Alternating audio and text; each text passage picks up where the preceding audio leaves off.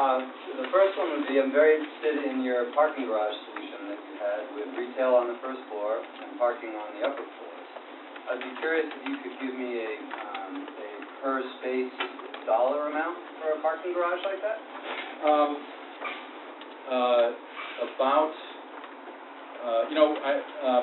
It's in the book what our assumption was. I want to say we assumed $20,000 a space. $20,000 per space. Per space, yeah, but it could have been 10, but I think it was 20. I think it's 20. I think it's 20. Okay, my second question for you, sir, is what part of town was being discussed? You know, you mentioned that you've been given little feeders before coming here about our community's concerns. I'm wondering if there's a specific part of town that might... let's see. If we're invited to work here, we will definitely focus on specific parts of town. There's been some discussion of King Street. There's been some discussion of some general neighborhood concerns. There's been some discussion of Florence.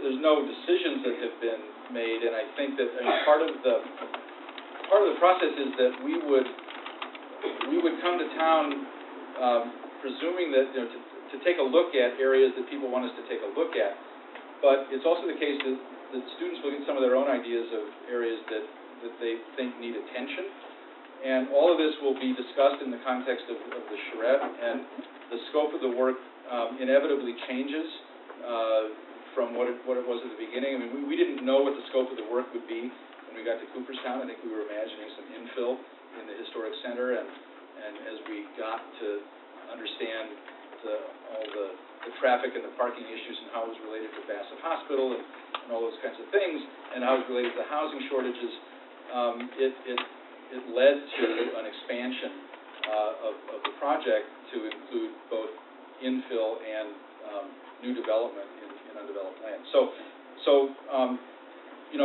We would be we would come with an idea of looking at things that people want us to look at. We would form some ideas of our own, and in the course of the discussion, that would become clear. My last question would be, if you're interested, I'd be happy to show you the Village Hill Northampton site, and I don't know if you're around tomorrow. I'm not around for long tomorrow, but I'll tell you what. Well, actually, this is not a plug to say, invite me and come back. I'll come back and look at it. But if you invite me, I'll come back and look at it. Okay. The Northampton plan has an appendix in the land use piece, which has a group of recommendations. One of them is that in the areas all the wards around the downtown, that you go to 20 to 65 residential units per acre. That's pretty thick. And we're supposed to have a rezoning committee that is supposed to look at this whole issue, and I'm wondering, is there a disconnect between what you're doing and what the rezoning committee is going to do? Which comes first? Do we have a rezoning committee that says this is how many units per acre we ought to have in the community and then go to you, or do you do something and then give it to the rezoning committee and let them do it? I'm not quite sure how this thing fits in. Well, it's, in theory, it could go either way. There's a certain extent to which I think that the approach that we would take at the outset for this project is independent of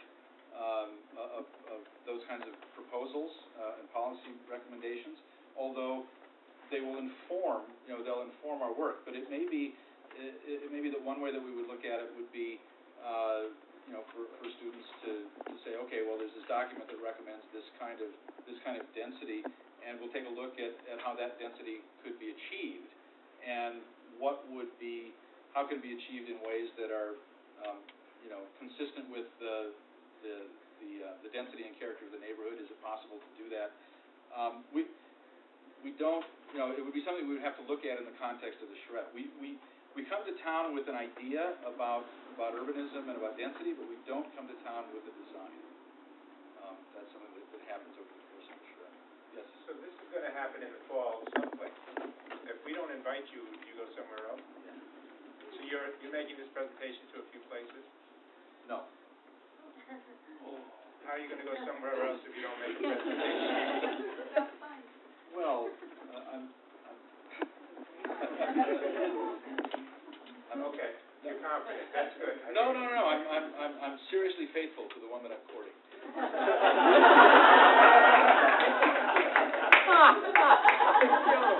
Nice. So we say yes, you'll say yes. But I do have a couple of other thoughts in mind if you say no. I have a question. We have several architectural schools or programs at our universities in the area, 5-college area. Would you be open to collaborating your students working with architecture students in the Valley?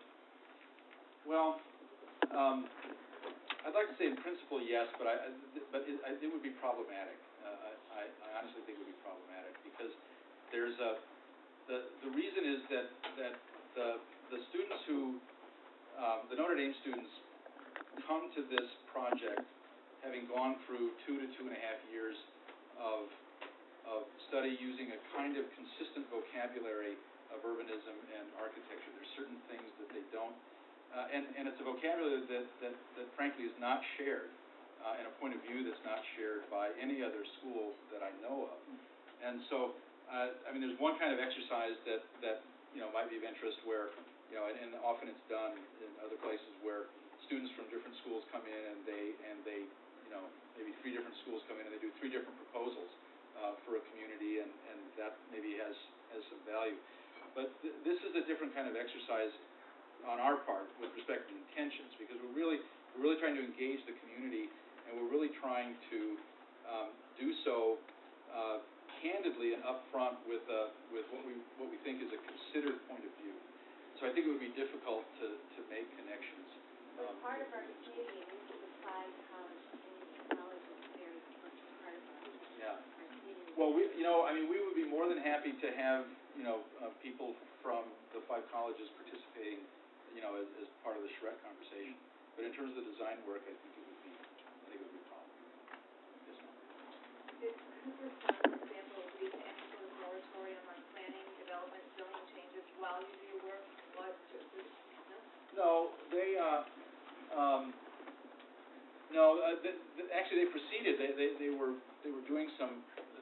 They were trying to address parking issues in particular in a hurry. Like I think they're doing metered parking, and they're trying to figure out. They have all kinds of revenue problems in Cooperstown that I shouldn't go into. But we presented the work in December. The elections for the board of trustees were held in March, and so there's a new board that came in March, and the mayor, after the election, is forming a committee called the Cooperstown 2525 Committee, and she tells us that one of their first orders of business is to take this document that we produced and look at it very carefully with respect to the zoning, particularly the master plan zoning proposals that we made. I don't know whether anything will come of that. What I think has come of it, that we know just because they've told us, is that it has changed the way that they think about Cooperstown. Yeah. So you don't require any commitment from the town or city? No, we tip our hats and say thank you, ma'am, and ride off into the sunset. No, the city of Northampton is under no obligation. If you invite us, you're under no obligation to us. It's like I say, it's an educational opportunity for us to work with you, and we hope that you will find it an educational experience to work with us.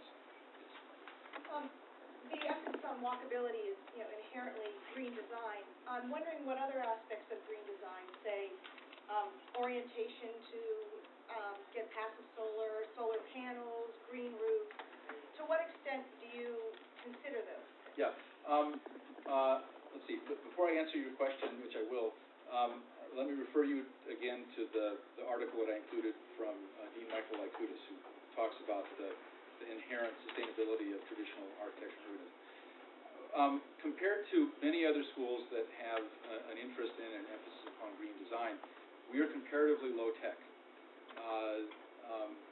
We think that there's something short-sighted about, and it's not to say that everybody does this, but it's short-sighted for clients and patrons to seek a LEED Platinum rating for their building that is located out where, people have to drive 10 miles to get to it, that's not a low carbon footprint building, whatever the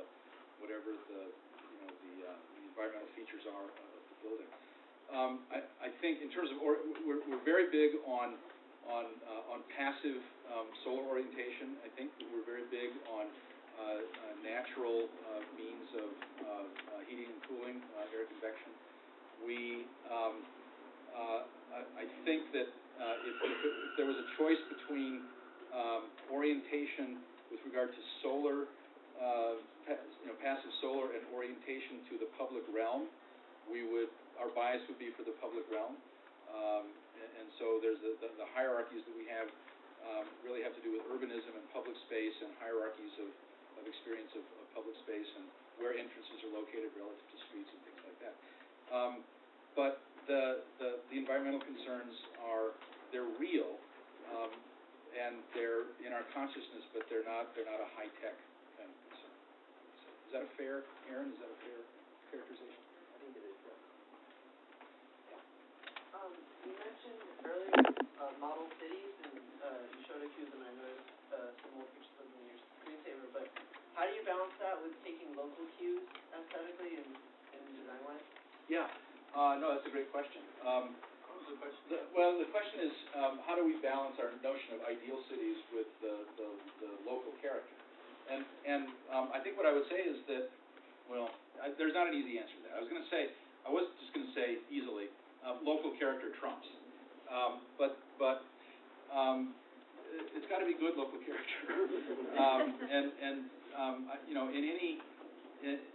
Classicism is an interesting model, right? Because it's Greco-Roman, right? But it has a history of adaptation, and its encounters have sometimes been imperial, but it also learns from the places that it's located. And so not everybody is a classicist. Not everybody at Notre Dame is a classicist, but I would just say a lot of attention is paid and a lot of concern given to local building cultures and traditions. What's left of them? One of the concerns that I have and my neighbors have is that new urbanism will translate into an erosion of green space in the areas where people live. Can you speak to that? As a general answer, I would disagree with that. Because, maybe I should say something about new urbanism.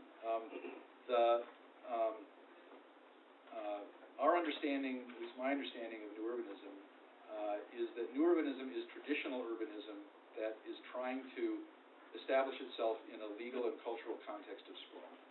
And that's what's new about it, right? It's not the formal order that new urbanists are proposing that's new about the urbanism. It's the context in which they're trying to be urbanists. There's also a polemical, element to that particular terminology, new urbanism.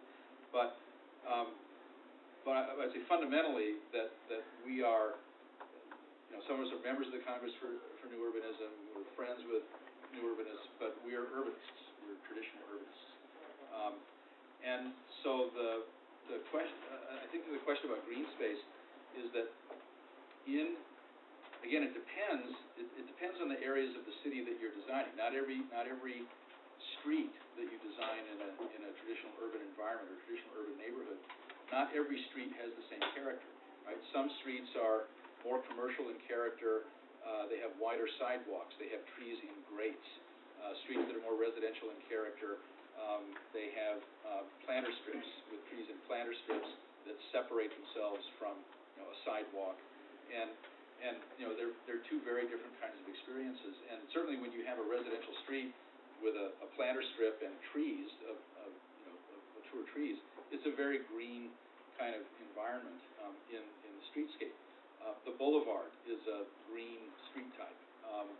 The square is a green street type. So these are all, not street type, but it's a green spatial type. And so boulevards, squares, residential streets, these are all aspects of, at a larger scale, parks. There's nothing inherently anti-tree, anti-green about traditional urbanism. It is the case that in some other European cities, in Rome, right, you go you can go a long way in Rome without seeing a tree. It's still a pretty nice environment, but it's not Northampton, right? It's not. We wouldn't be proposing Rome for Northampton.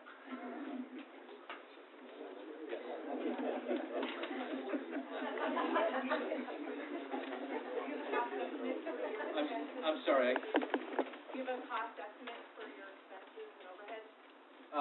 I've talked to Wayne about that. You know what? We have an overhead. We have an overhead fee just because it costs us to run the studio. We have, you know, the expenses have to do with our travel and our travel related expenses. We're very flexible with how our travel needs are accommodated. So, you know, we've had studios that have, you know, stayed in beds and breakfast. We've had studios that have stayed in the houses of our hosts. We've eaten in restaurants. We've eaten, you know, church potluck suppers every night.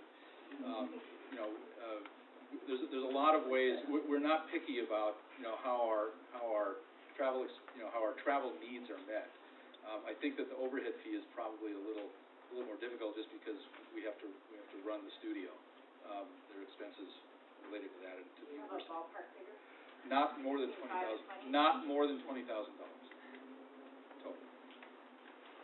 Yes, sir. City of 30,000 approximately in Northampton. How many people would you, minimum number in your charrette, feel that you've had a sampling, a good sampling of the city?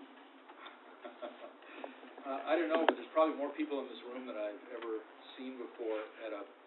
I mean, this isn't even the first meeting of the charrette. This is just a preliminary meeting.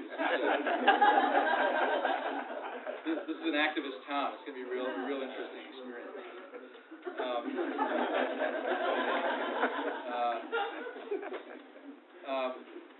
I couldn't put a number on it. I mean, obviously, if we have 300 people in the room, it could become a little unruly.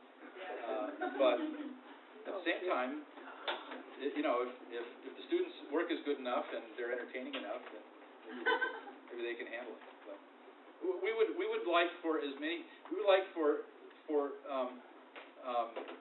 there to be as many people here as who have particular interests that need to be brought to bear to our work. And you know, and that includes people that we imagine, you know, may not be sympathetic to the, you know, to our approach, or who may think that they're not sympathetic to our approach, but maybe in the end they are. We have what I hope is out of misplaced confidence in the ability of traditional urbanism to resolve many, not all, but many problems, many conflicts. Yes, sir. Oh, I'm sorry, just one. You got your hand up first. Go ahead. Is this the third-year students in a 4-year program or a 3-year program, or how does they're all graduate students. They are second-year students in a 2-year program, all of whom have undergraduate degrees in architecture. So they're in their 6th or 7th year of architectural study. There are 3-year students who are in their 3rd year of study, who all have undergraduate degrees in, you know, some liberal arts. So they're in their 3rd year of architectural study, but they're smarter about other things. Like they're both. They're together. Like we've got a guy on one member of the studio who has a master's degree from Cambridge University in land use economics. Nice guy to have it. Yes. Are you aware of the hideous Hilton Garden Inn project that's slated to be built right over there behind the park? I'm sorry, the hideous what? The Hilton Garden Inn. I've heard of the Hilton Garden Inn project, yes. So is there any way that your program, by coming here, could give us a ray of hope that it can sort of solve it in the rest of our downtown? I'm not qualified to answer that question. Honestly, I'm not. I don't know. I think that if it were, let's see, if we were starting fresh, right, and sort of, you know, had a blank slate on things, it's probably something we might look at. But at the same time, even in an exercise like this, there are what we found. Maybe I'll go back to Cooperstown. first couple nights, the students had these kind of really interesting ideas that they proposed, and we were advised very candidly that politically it just wouldn't fly, and so we didn't pursue it. So it's not our decision, I would say, in a certain way. I mean, I guess I'm not qualified to say more. I don't know enough about it. Yes? I guess that's a necessary part of the implementation. We talked about Cooperstown setting up a committee, and I guess in order to realize more than probably nice plans, I think a committee is probably a necessary part of that. I was wondering who you would think would comprise that kind of committee, and I think that the city should probably commit to having a committee like that before the residents would feel that there was going to be anything realized. Are you asking what I would recommend in Cooperstown, or would I recommend it here? Well, yeah, I think it's a good idea. So, would you recommend it here? If it was good for them, I think it is good for us. I think it would be awful to have plans, but then not have any way of avoiding, having only plans. If it was sort of just left up to pure politics and private interests, you might end up with nothing at all realized. Yeah. Well, again, these ideas, as far as we're concerned, if they were good ideas and they were realized, we would be, we'd be very happy. And of course, I think every architect hopes his or her ideas are realized. But I would reiterate that that's not, in a certain way, that's not our primary ambition. That the primary ambition is educational. I guess I would add too that I've worked, I've done student charrettes at the invitation of, I think now 10 or 11 different communities, under all kinds of different auspices from where the invitations came. I mean, one came from the head of the planning department, another came from a citizens committee that had no public standing whatsoever. It was just a private, group of concerned citizens who raised the money, to bring us to do it. My own sense is that it's probably best if these things are sponsored by some group of, sort of broad group of interests that may not, have any interest in common other than wanting us to come. But it really, it can happen under any number of different auspices. Well, we have, a lot of people making decisions who really don't know anything about city planning, where we have citizens who would volunteer for a committee, land use people, architects, who would. And I think that they should have the opportunity to weigh in on a plan and, rather than just having the decisions made, perhaps like. Well, I think, that is the intention of the charrette, in terms of the providing a public forum for those kinds of comments. So the plan would be informed by the charrette. Again, it's how and whether something is implicated is that's a community political decision that we're interested in, but it doesn't necessarily involve us. Yeah, I've worked on a lot of these charrettes or design programs around the country over the past several decades. And I think the thing to remember is that the most important product of this is the process itself. It's not the product. You're not designing buildings that people are going to go out and build. You're not designing an urban design plan that is cast in bronze. It's going to be implemented. But the process is there. It's kind of like if a movie comes to town. They decide they're going to make a movie in your town. Everybody gets excited. You've been chosen. We all have the opportunity to you'll function as extras. We put on costumes. We go out and we do it. But still, when the movie makers go away, we're left with the DVDs or whatever it might be, and we can use them as we see fit. But I think, again, the emphasis has to be on process. We'll all get involved with this. We'll all get excited about it. We'll have all of the city council, the planning commissioners, whoever, will see what this is and have a sense of, outsiders, bright young people saying, look, this is what it could be. Have you thought about this? Not saying this is what you have to do. So think about process, not a product.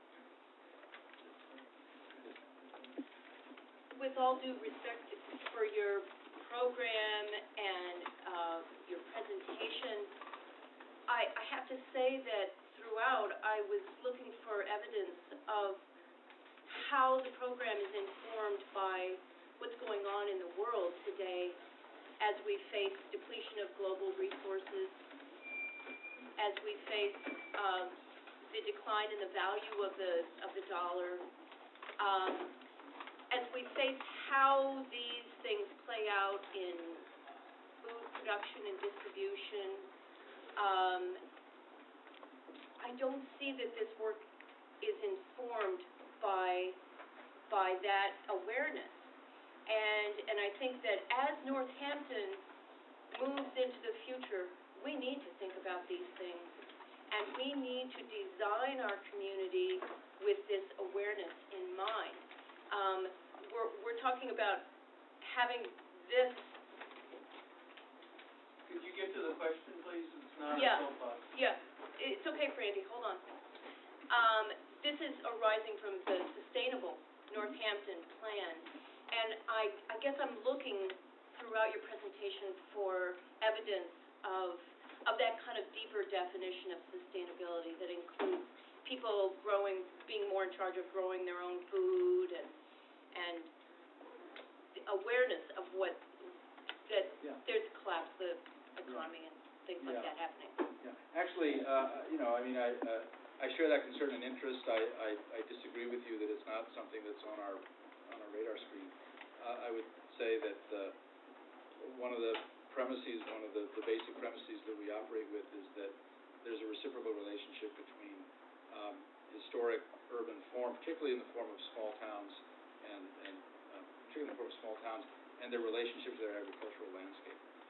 I didn't talk about it much tonight, but there's a kind of fundamental Aristotelian sensibility that informs the program, or at least certain parts of the program. And in this understanding, it presumes this reciprocal relationship between the landscape and the cityscape.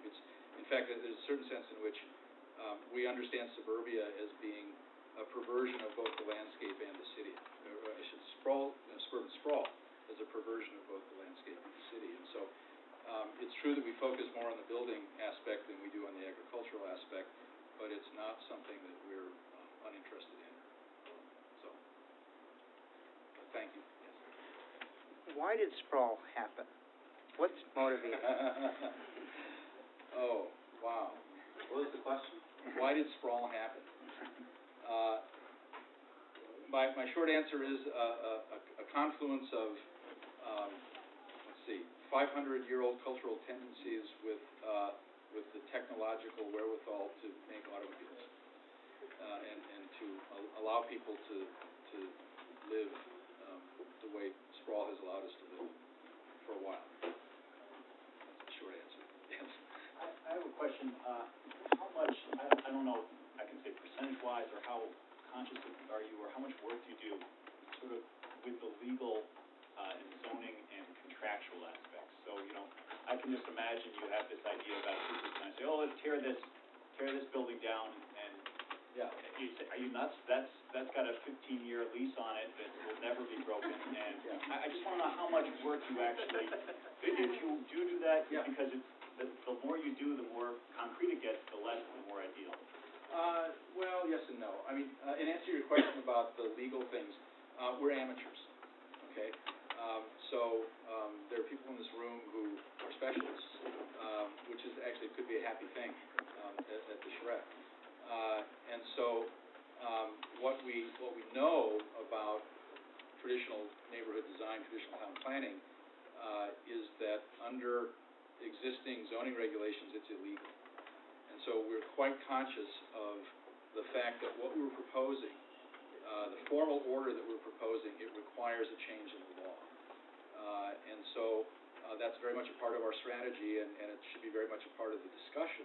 Particularly if it's something that there's an interest within the community in realizing, right? I mean, in a certain sense, we work backwards. We work to the ordinances and the law from the vision, and so that's one part of my answer to your question. The other is that we actually we try to pay in the studio pretty close attention to things like property lines, right? And I've learned this over experience, from experience over the years, that infrastructure, has a lot to do with what you can do with respect to urban form, how land is parceled out in terms of private property, the multiplicity of owners, all that has an effect on things. Generally, if we make a kind of radical intervention, like proposing to demolish the courthouse or the courthouse annex, it's because it's a single owner, right? That there's a kind of, but yeah, I mean, I don't know. That's what I would say.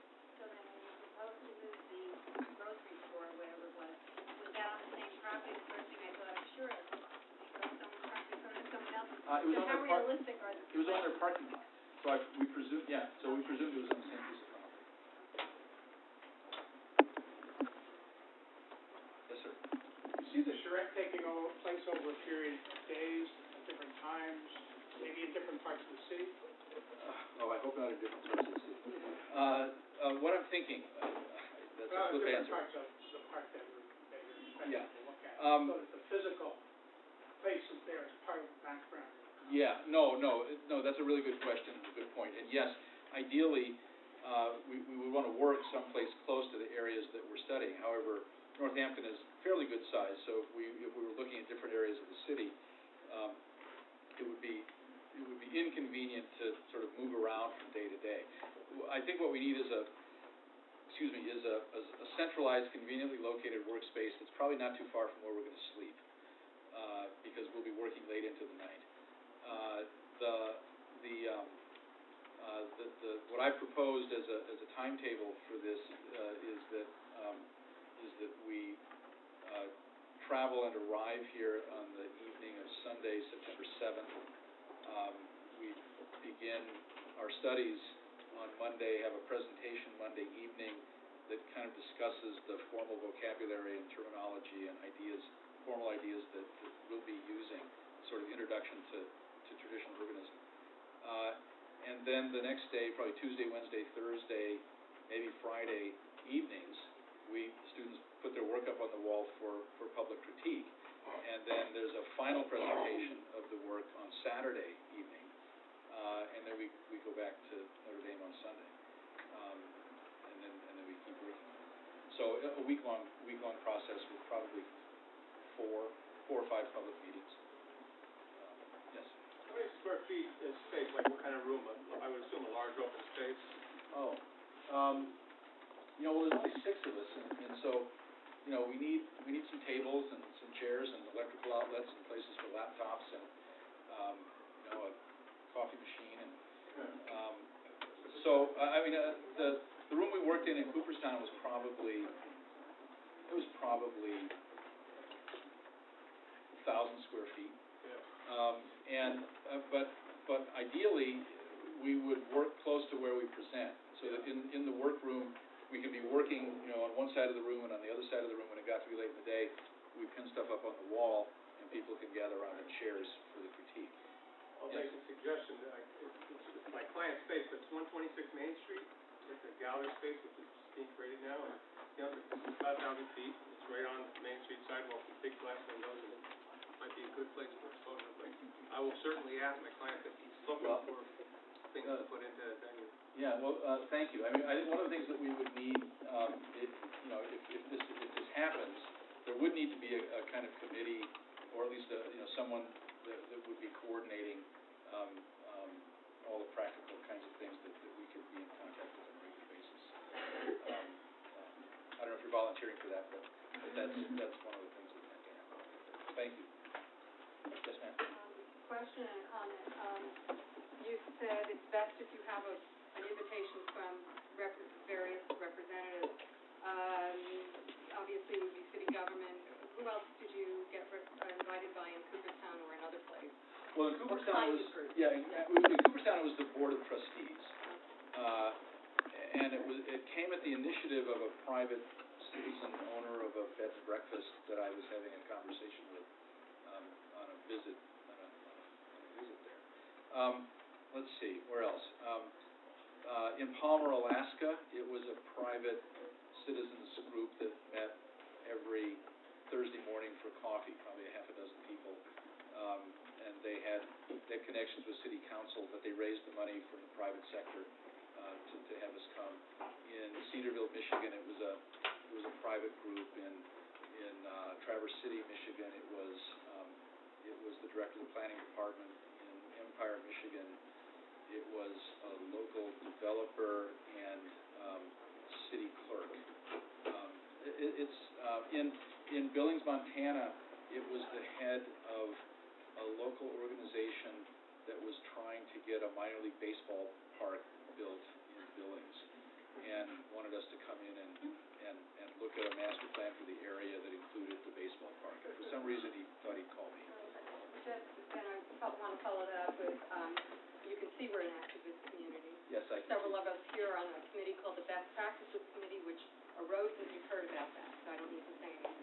Arose in part of... I don't know the details, but I've heard about it. You're a little bit of So I would just suggest to the planning board members or the director or whoever that you try to, if we go forward with the invitation, which I hope we do, that you try to engage other groups, community groups to be part of that invitation. And just one small comment, if you could redesign this room so it would be more user-friendly for the public, I'd love that to be part of the project as well. You know, Standing out there and yeah, room, 12 people routinely set up there, and I've been here when there are 50 or more people scrunched in. So I think we have to pay more attention to our public meetings. I have to leave this meeting. I was hoping to give you this article that I've written that pertains to the Village Hill Northampton project. Okay. If you want to give it to Aaron? I'd be happy to. Thank you. On my way out, I'd be happy to give it to anyone else who might be interested. There are people here. Pertains to the Village Hill project. Did everybody get one who wants one? Yes. 8 left. All set. 7. Joel. Yeah, I don't know if this is a question for you as much as it is for everybody else in the front of the room, but where do people are leaving, and I think before too many more people leave, I would like to see where we're headed with this, or know at least what the next steps from the city planning board point of view are about, how we're going to make this decision as a community. When? And I mean, is there a time constraint for your invite? Well, I think the practical issue is, from my standpoint, the more input we get, the better. So there's not a downside to getting the team to come in here. The practical thing is really the fundraising piece. I think, we're certainly going to put inquiries out. We're going to ask people to pledge, and we'll see where it goes. We certainly, part of this is seeing is there community buzz, seeing what interest there is, and what results. I don't think the city is in a position to be contributing towards this financially. I think the city can deal with logistics and all of those kind of things. And so we're really going to be testing where the community wants to. I think it's sort of, I think the comment is interesting about getting other groups to co-sponsor, which I agree totally, but what I heard you say is we, the city, should go out and solicit them. And I guess, to me, the process to be is people have to come together and step forward. So we're sending inquiries out and see what the response is from all you and everybody else. See how much interest there is. hopefully they respond to you. Yeah, I mean, we can start coordinating it. So in terms of, we're using normal listservs that people have, trying to be involved, sort of ask people to vote, see what organizations are interested in co-sponsoring, see if groups are interested in helping contribute financially. Has the board discussed this and made a decision? I'm just not clear you're speaking, but I don't hear the board members speaking, so I don't know what the background is from the planning board's discussion at this time. And, planning board likes the idea of asking folks out to come and talk and seeing what the community response is. I guess my question is, I don't know if you can tell what the community, you've gotten a lot of questions and there's a lot of interest, but I don't know if has the planning board gotten the kind of input they need to have to know what the community thinks? Yeah, but it all comes to money. and I only have $2. So I'm not in a position as a board member to contribute that kind. Contributing those $2? These $2 I am, Marty. We can pass the hat and start there. But, you know, I don't wanna sponsor a bake sale either. I think the board is in favor of this. It sounds like a wonderful tool and kind of a visiting process for us, but it comes down to dollars, and we're not fundraisers. But I think in terms of the board, we'd be asking the board to co-sponsor, so at their next meeting, that's the question. We wouldn't ask it tonight, but that's the question for the board. Do you want to co-sponsor this? But there's lots of other players involved and seeing where it's going to go. So I don't have an answer for you. I don't have a sense of what the response is going to be. The idea of sponsorship, how much influence would sponsor or sponsors necessarily exert, or are there ever discussions around that very issue? You said you had one particular interest. Yeah, that's a good question. I mean, I think that, one of the reasons why in some ways it may be best if there are multiple sponsors is because we try to, we try to be as responsible to the community as we can be, and so I think it's particularly helpful actually if there are there's a multiplicity of people with different points of view who can make it happen without strings attached. I would say, I have to say, our experience has been good because the communities that we've worked with, there's been a lot of goodwill in this. And so we've never, even when we've just had a single sponsor, we've never felt pressure to promote a particular agenda of a sponsor or whoever it was that we were giving the book to at the end. So generally the kinds of constraints that we've experienced in the design process are there's a logic to them, right? They're communal constraints. They're not it hasn't been a kind of tyrannical situation. We have some pretty old institutions in town and some pretty eager developers. Is that uncommon? Old institutions and eager developers? Yeah. No. Yes. Yeah, well, who would make the decision whether the city would do something, even like matching contributions from citizens and things like that, or sponsoring it in some way? Who has that decision? Well, the city's doing financial contributions, the mayor would have to make that decision. In terms of other things, the planning board could make the invitation, either by themselves or other people. They don't have any dollars to put on the table, but in terms of, one of the things on Phil's list was the invitation. The planning board certainly can do that, but they don't have a cash. But the mayor could. When does this have to be done by, so that you don't sue somebody else as we continue to do invitation? I don't, well, we're eager for an answer, but I don't have a timetable. Yes, sir. Well, I like the presentation. I have to say my biggest concern is that Northampton has so many different villages and neighborhoods, and that as you're talking, I can see how that really applies to downtown Northampton, but in terms of leads and Bay Space that Alex was alluding to, in Florence, and then the outlying green space, the thing I worry about is that, we'll go forward with this, and that there will be areas of town that feel left out.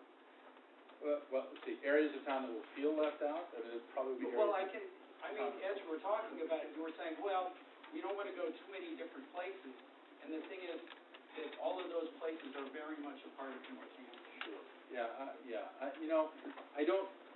I'm not sure what to say about that. When we went to Cooperstown, we had this sense that we shouldn't just be dealing with Cooperstown. We should be dealing with Otsego County. We should be dealing with the larger landscape, because Cooperstown is kind of the thumb, and the rest, the other places are fingers, but they're related. They're related to each other. And we did have some ideas for proposed development for some of the hamlets and ideas about, where existing roads intersected and doing some kind of a kind of prototypical proposal for that kind of condition. And it turned out we just didn't have time to do it. We had conversations about it. We talked with people in the community about it, people from those communities. But there's a limit to what 6 students can produce. And I thought that actually that they produced quite a bit for the Cooperstown project. But what it was that we produced and how we arrived at the decision of what to focus on really evolved as the semester went along. And so I'm just completely unable to guarantee you to tell you what the scope of the work would be, because I just don't know. Yes, sir. Maybe this got answered already, but I just wanted to ask. You had mentioned all these places that you've done this before, and in those places of the plans that the students had constructed, do you have any idea how much of those plans were actually successfully adopted and implemented by those different cities? As far as I know, none of them. Actually, in Palmer, Alaska, they took our proposal to make about a mile-long stretch of railroad, abandoned railroad track into a linear park through the city. They didn't do a very good job of it, but they were inspired to do it. So nobody, to our knowledge, has adopted it. But I ran into somebody from Traverse City about a month ago who, out of the blue, said, I was living in Traverse City, and we never got together. I was living in Traverse City when your group came and did this work. And I wanted you to know that work is still reverberating in Traverse City, that it's still a reference point for how people think about making decisions about neighborhood design. So I don't know, I don't even know what that means. But no, nobody has adopted the plan and built it out. Well, I don't mean just fully adopted it. What I'm asking is do you kind of have statistics of how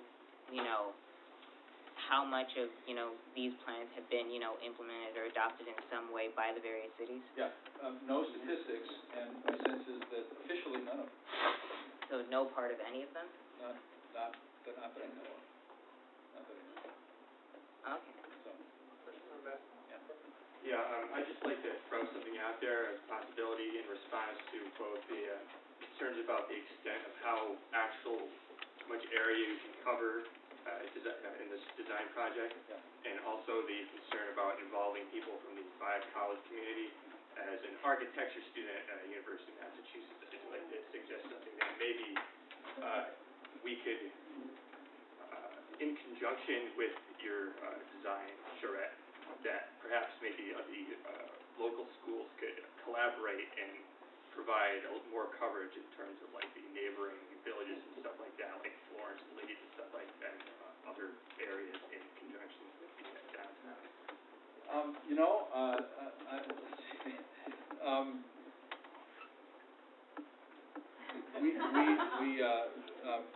We're always interested in conversations with other architects and architecture students, and I would say that if you received an invitation to do that we would be very interested in seeing your work. Yeah, and as a potential applicant to your program, I just I can understand the concerns about how things might not mesh together very well. It's really I'm sorry. I mean, I apologize if I seem sort of brusque. I'm speaking from an experience of really professional charrettes as well. I mean, we've never. Let's see. Our students have never worked in a town with 5 colleges with architecture students. So this is a new experience for me. But speaking from experience in professional charrettes, I have been involved in professional charrettes where we've had local people, local architects come in to work in the context of a professional charrette. And the problem is simply that there's not a common vocabulary. So it does inadvertently, but it sort of throws sand in the gears. Yeah. Because a lot of work has to get done in 6 days, and it does. The Notre Dame students are not perfect, but they're pretty productive. And so they still have some of these. Never mind. But anyway, you know, it's an interesting proposition, and I'm not prima facie opposed to it, so it's not my decision. I think we can close with the funny story. Let me think. It was the building. The building.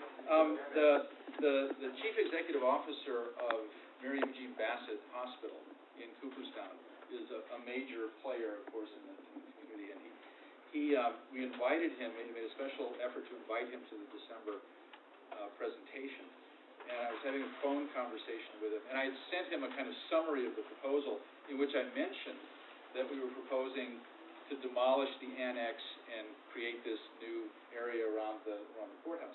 And in the course of the conversation, he said, you know, I said that this is really interesting, but you know, you should realize you're going to run into some opposition in your proposal to demolish this building because it's a landmark building and it's just been restored. And I thought, oh, great, we're going to propose to demolish a landmark building that's just been restored. So we went to the meeting, we made the presentation, and at the end of the presentation he comes up to me, and actually the meeting was held in the courthouse, right, at the old, the older building. He comes up to me and he says, you know, I realized after your presentation that we were talking about the different building. I was talking about this building. Go ahead and demolish that building. We thought we made a real point. Thank you. Thank you.